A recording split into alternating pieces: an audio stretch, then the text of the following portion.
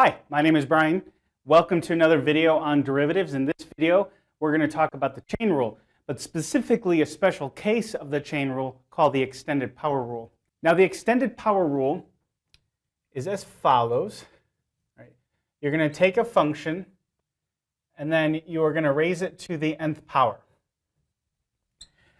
So you can see why it would be called the extended power rule, because you are taking something raised to a power. And it works exactly the same way as you did when you learned the power rule. You took the n down, okay. You would rewrite, or you would leave the f of x alone, and then you would subtract 1 off the exponent.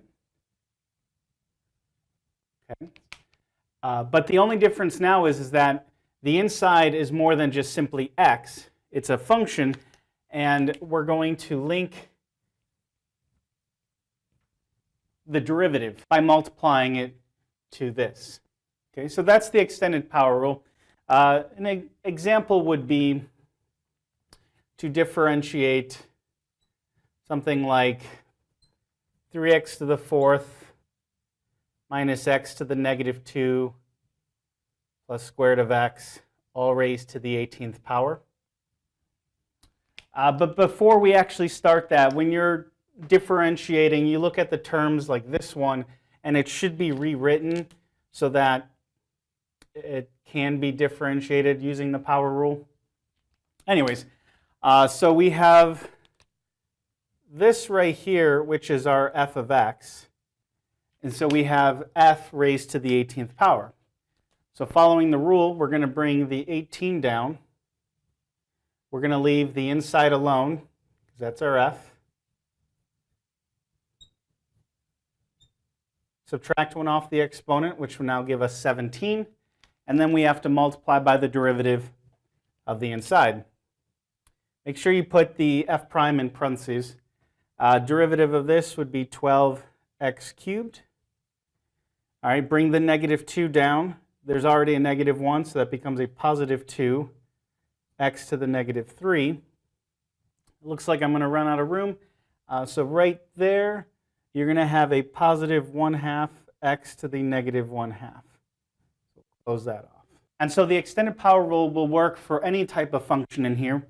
So another example, we can do the derivative of cosine cubed x.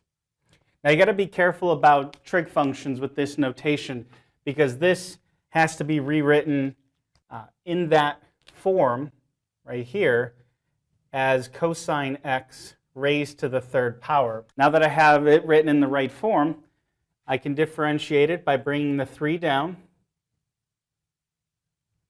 leave the inside alone, subtract 1 off the exponent, gives you 2, and then you're going to multiply by the derivative of the exponent, or derivative of the inside. Derivative of cosine is negative sine.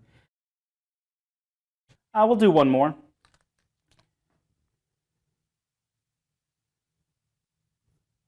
Take the derivative of, let's do secant tangent raised to the 3rd power. Now when you're doing this problem, still in the same form, we're going to bring that 3 down. You're going to leave the inside alone. We'll have secant tangent. Okay. And then you'll subtract 1 off the exponent. So now that would be 2.